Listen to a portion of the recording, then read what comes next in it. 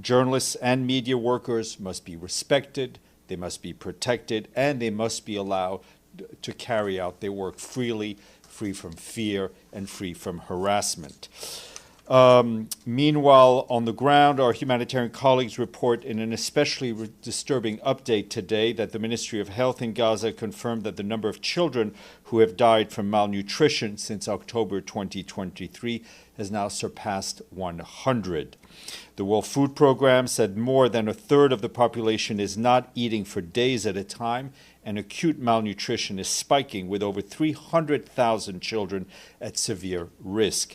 Additionally, the UN Food and Agriculture Organization warned last week that a mere 1.5% of cropland in Gaza is both accessible and undamaged, signaling a near total collapse of the local production of food. Yesterday, we and our partners collected food and hygiene kits from the Karim Abu Salam crossing. However, supplies were offloaded directly from these trucks before reaching their destination, given the extreme desperation pervasive in Gaza today. People need a predictable lifeline, not a trickle of aid. The World Food Programme says that just to cover basic humanitarian food assistance needs, more than 62,000 metric tons are required to enter Gaza every month. And so far, humanitarians have not been permitted to bring in enough supplies to support the Palestinians there.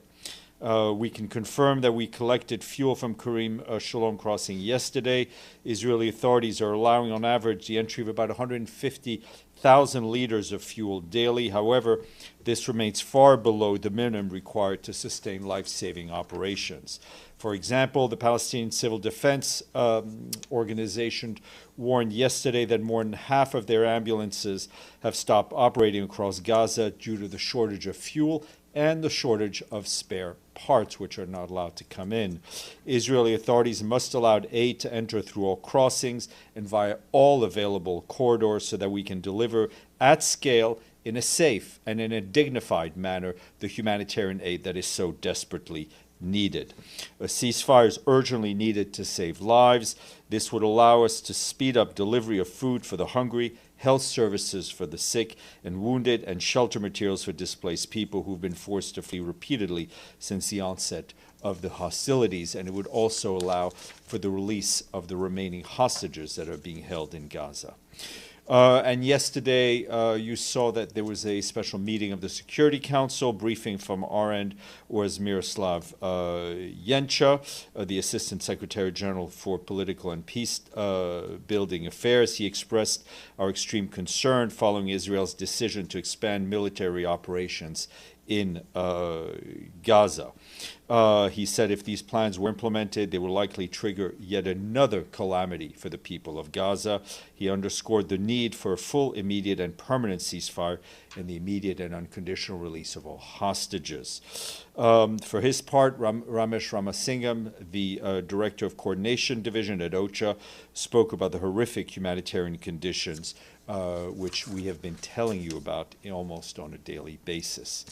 Moving north to southern Lebanon, our peacekeepers are located there tell us that they continue to observe Israeli Defense Forces military activities in southern Lebanon, including air violations by drones and shelling from the south of the Blue Line, with 3 impacts in sector west of the peacekeeping missions just yesterday. UNIFIL continues also to find unauthorized weapons and ammunition caches in its area of responsibility.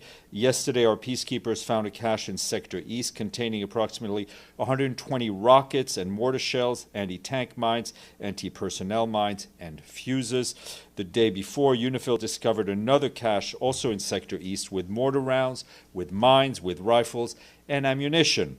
As per usual practice, all of these weapon finds were referred to the Lebanese armed forces. The work of the peacekeepers and the Lebanese armed forces are doing is dangerous.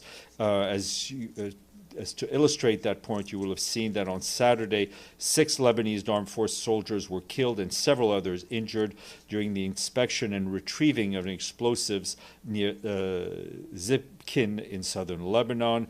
Our peacekeeping colleagues in southern Lebanon extended their condolences to the Lebanese armed forces and to the families of the fallen soldiers, also wishing a speedy recovery to those who are injured.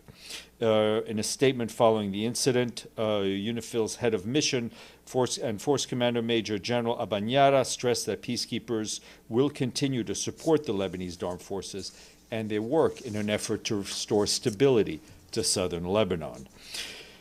Turning to the extremely dire situation in Sudan, where civilians are continuing to endure deepening crisis with ongoing attacks, with acute hunger, and with starvation.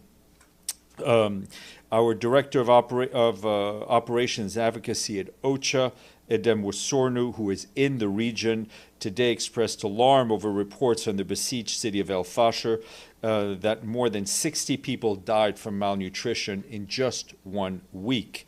And most of them, as one can imagine, belong to vulnerable groups such as women and children.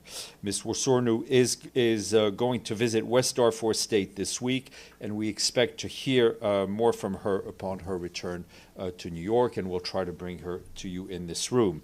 As you're aware, famine was first detected in North Darfur State in the Zamzam displacement camp about a year ago, and it is expected to have expanded to other areas in time.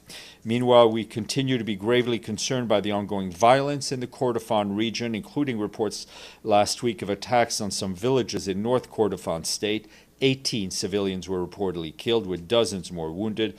We once again underscore, and it is tragic that we need to underscore this on a regular basis, that civilians must never be targeted and that all parties must uphold their obligations under international law and international humanitarian law. On the health front, we and our humanitarian partners continue to scale up response to the cholera outbreak that we're seeing in Sudan, where nearly 100,000 cases have been recorded since July of last year. In Khartoum State, a new vaccination campaign began yesterday, targeting 1.1 million people with support from our colleagues at the World Health Organization.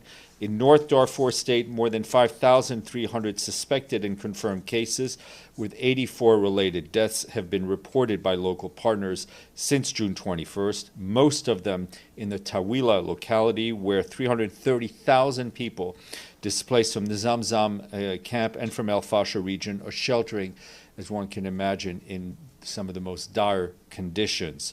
Our partners on the ground are responding through cholera treatment centers, but overcrowding, poor sanitation, limited access, and the ongoing rainy season are accelerating the spread of the disease and hampering the delivery of aid.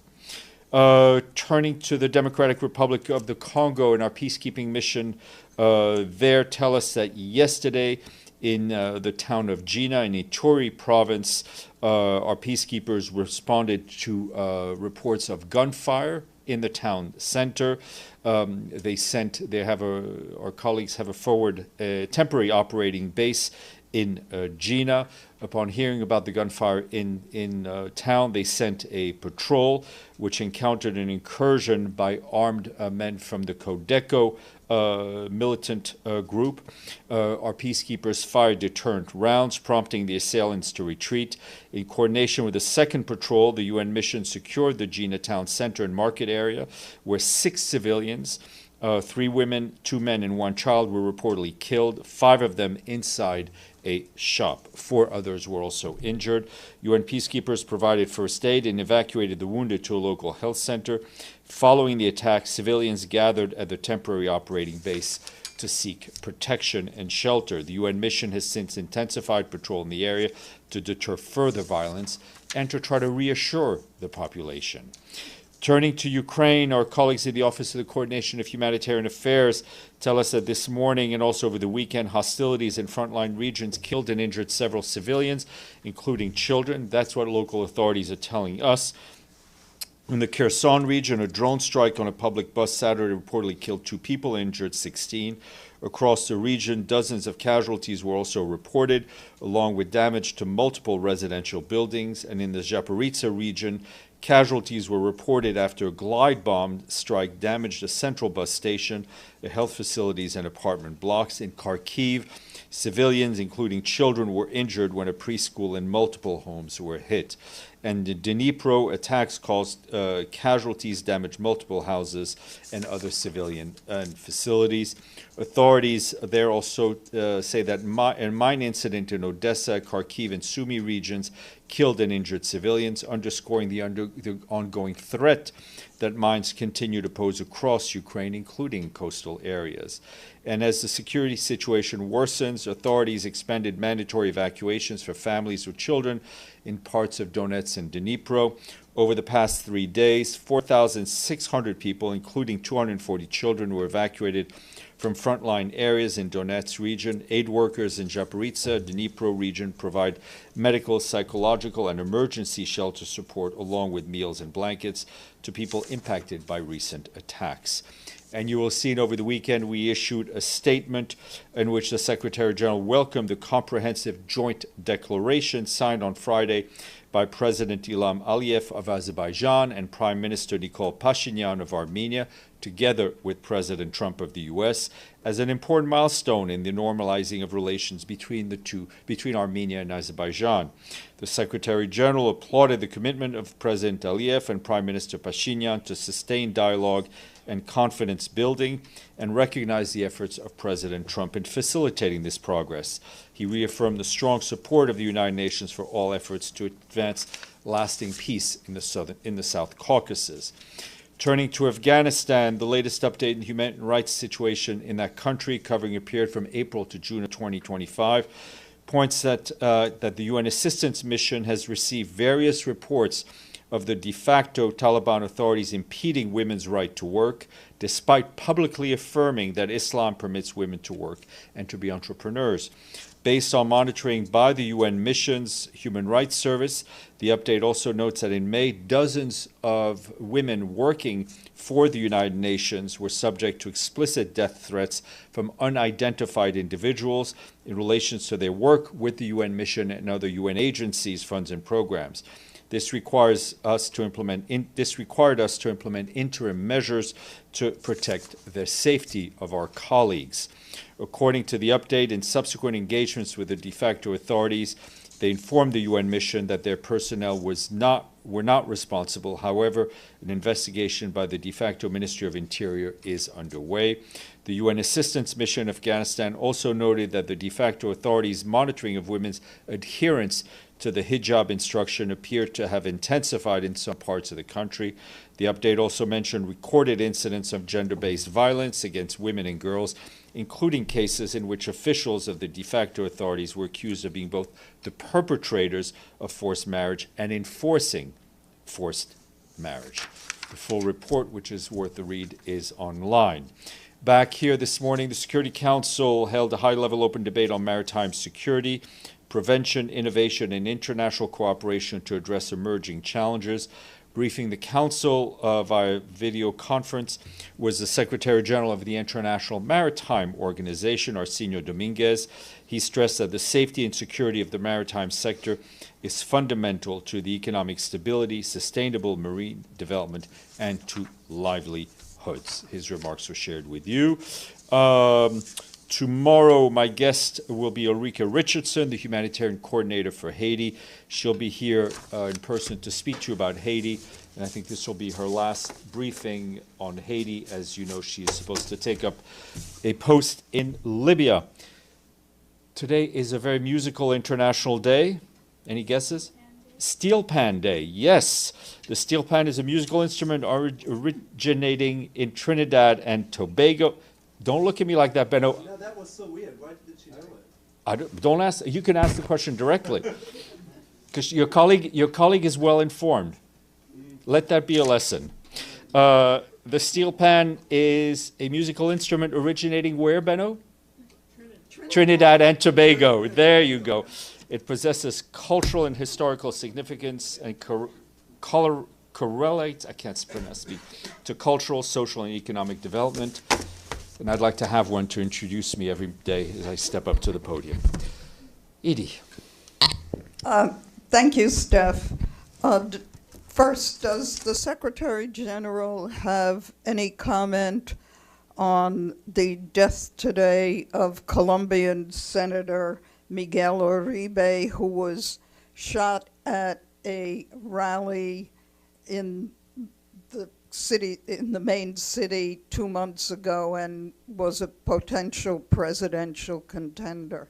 Of course, we extend our condolences to the senator's family, to his friends, and as you recall, we strongly condemned the assassination attempt when it took place, and I do expect a more formal statement to be issued shortly.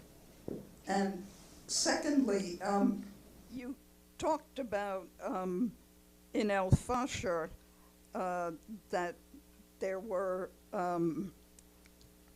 I think 68 starvation deaths. How did the UN get those figures, since apparently El Fasher is supposed to be totally surrounded by... We remain in touch with on the ground. Thank you. Let's go to our guest, because we're polite people, but you need to bring your microphone. Okay, thank you, Stefan. I appreciate it. Two quick questions. You said you called for an investigation into the assassination of our colleagues in Gaza. There's been, of course, 237 journalists have been killed. Who would conduct this independent investigation, and how would the UN go about ensuring that it will happen? Second, the UN has... My brain power is limited. If you, as your colleague knows, we do it one step at a time.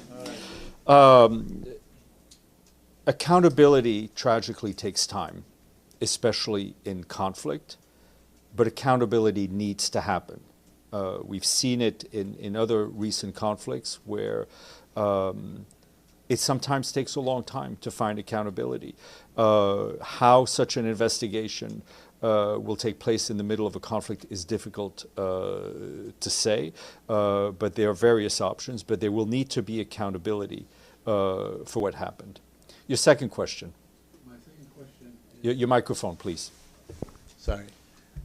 My second question is on genocide. The United Nations has a definition as to what genocide is. Can you tell us where what's going on in Gaza, what Israel has been doing in Gaza, falls short of that definition? For the Secretary General, for a conflict to be labeled as genocide, it needs to be a decision of a court, right?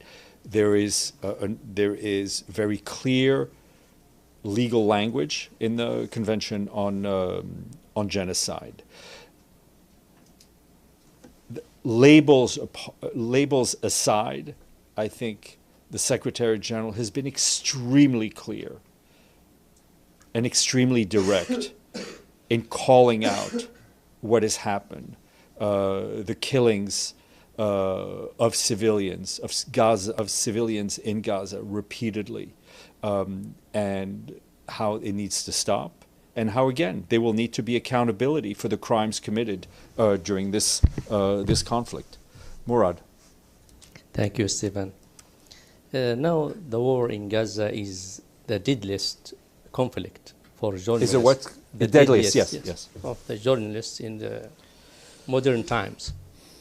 Do you think the actions and positions by the international community, including the UN, are rising to the level of such a situation? My question to you, Murad, is which UN are you speaking about, right? I think we leave it to you and other journalists to comment and analyze what the Security Council has been doing, what the General Assembly has been doing, what the Human Rights Council has been doing, and what the Secretary General has been doing. I think the Secretary General has been very much engaged. The whole UN secretariat system and the funds and programs and agencies and our colleagues who remain on the ground, our Palestinian colleagues who remain on the ground, our international colleagues who remain on the ground, have been dedicated to trying to help the people of Gaza. The Secretary General's advocacy and his contacts have continued to be very clear in trying to find an end to this conflict, to try to get more humanitarian aid in, and to try to get the hostages released. Pam, then Benno, then Abdelhamid, and then we'll go to Sinan. Thanks, Steph. You've many times talked about the UN staying in Gaza. Given the plan and the increase in the violence and deaths, does the UN have a plan to remove any of the staff? We continue to look at the security situation on a day-by-day basis, adjust our international footprint as needed. Right now, we remain in Gaza, but let's. I think, we focus. We talk about our international presence, but let's not forget our Palestinian colleagues, who remain there, trying to do work, while themselves being hungry, while themselves also trying to focus on feeding their families. Oh, just to follow up, UNICEF had developed, and still I think has, the temporary learning spaces, since so many of the schools, most of the schools have been destroyed in Gaza. Do you know if that's still operational? I mean, UNRWA has been, obviously leads in the education sector. They have tried to do online and do set up centers that are, learning, I think, is a big word within an ongoing conflict, but at least spaces where children can be, and I hate to use that word, distracted in a way, but to try to find some moments away from the conflict. Benno.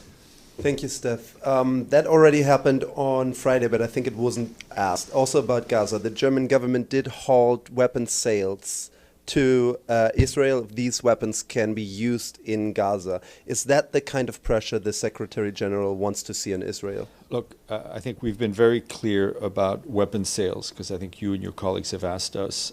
It is very important that those countries that export weapons ensure that, and they have a responsibility on how those weapons are ultimately used. And I think the German government looked at the situation and took the decision they made. So you think it's helpful? I think their pressure on the parties needs to be exercised on all fronts to ensure that the parties come to an agreement to end this conflict. Abdelhamid, then Sinan, then Gabriel. Thank you, Steph. Going back to the same question about investigating the killing of the journalist, you don't investigate when the killer admits his crime. Israel issued a statement saying, we killed him, targeting him, and they accused him of silly, of course, accusation that he's a member of Hamas.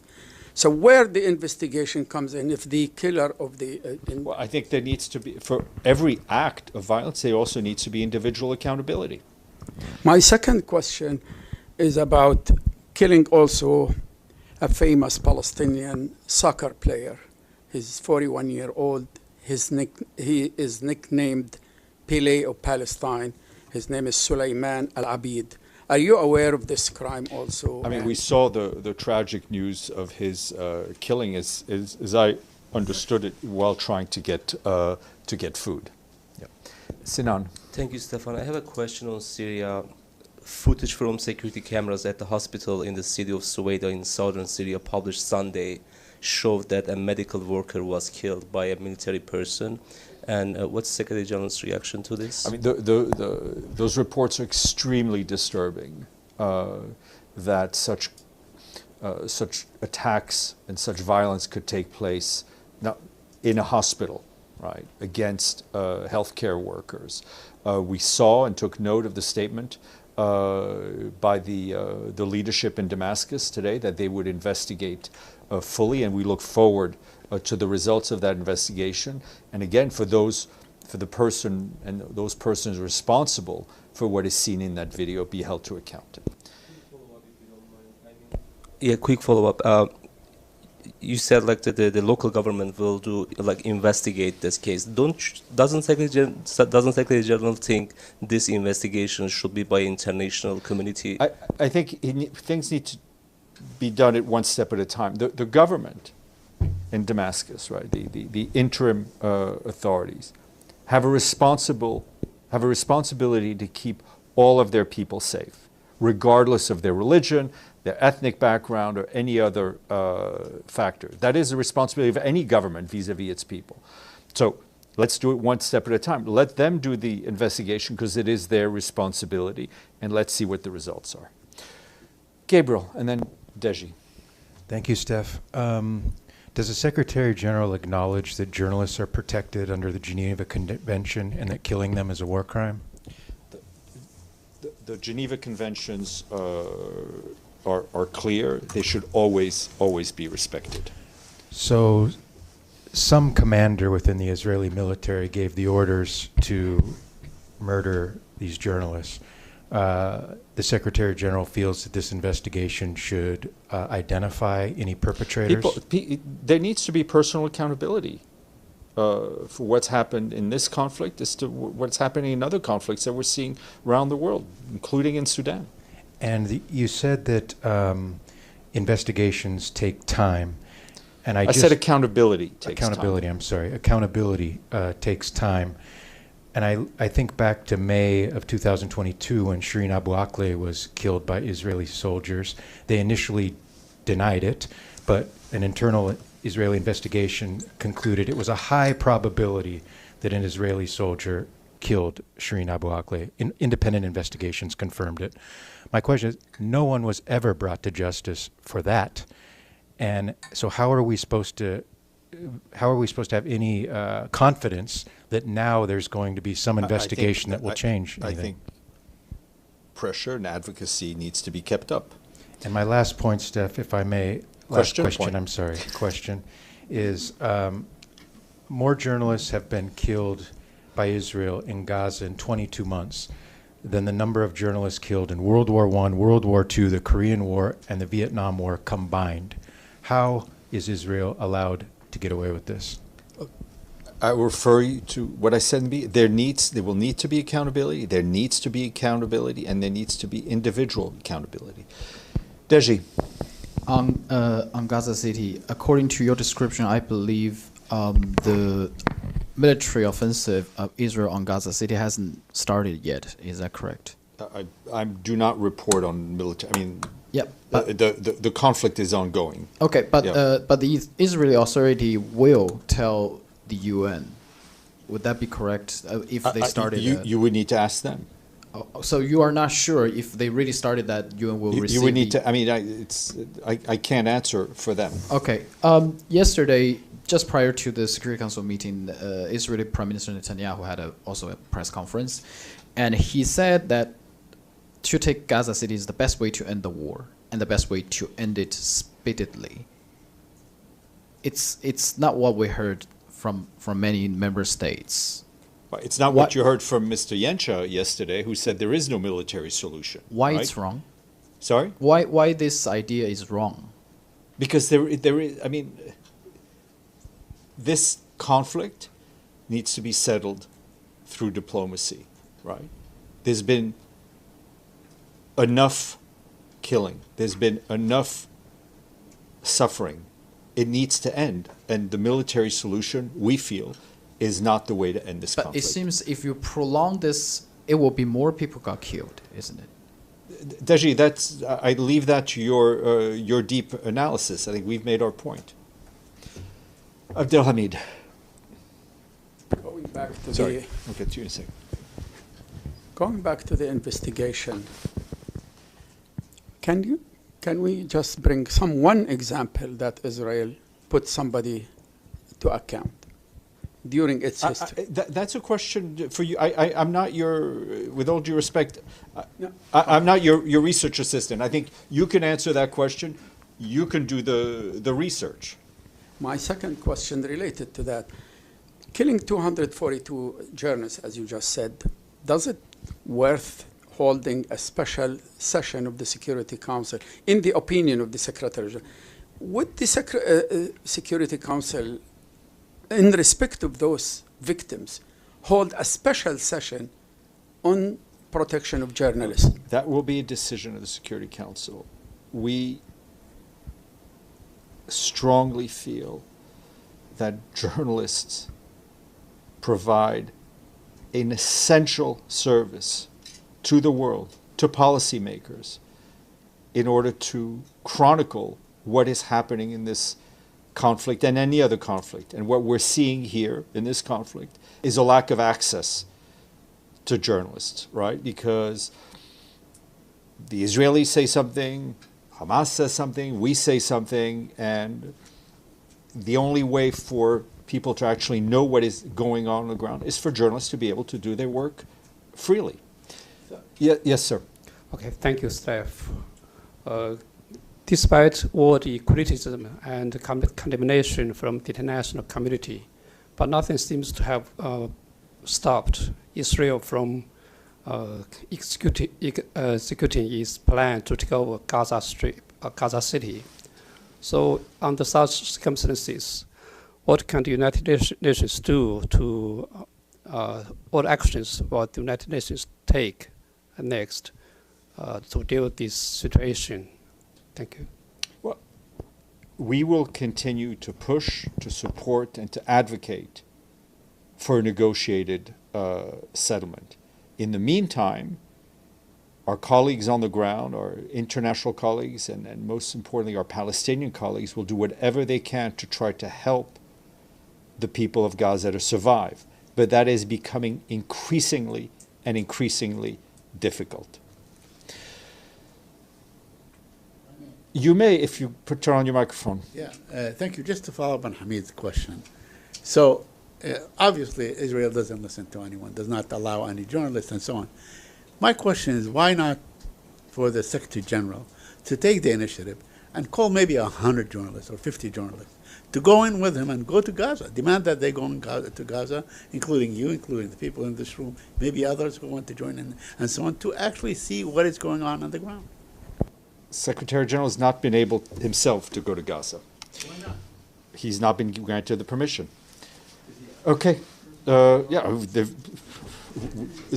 closest we got was Rafa. Murad and then Benno. Thank you. Israel claimed that Al Jazeera correspondent Anas al-Sharif was a member of Hamas. Al Jazeera dismissed these accusations, and Anas himself denied it before his assassination. Does the UN have any information that deny or confirm these claims? No. Okay. I see Iftikhar waving his hand at me.